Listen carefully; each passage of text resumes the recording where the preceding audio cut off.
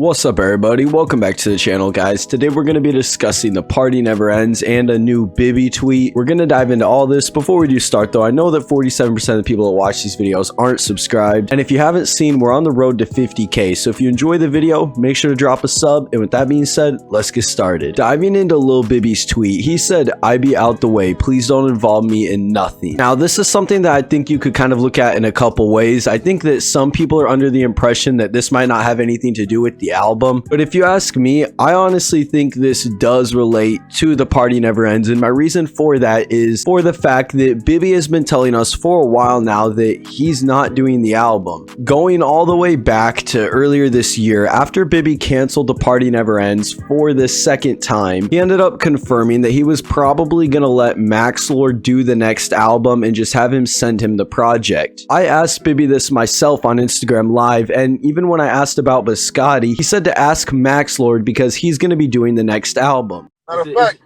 I don't want nobody bothering me. Talk to Maxlord.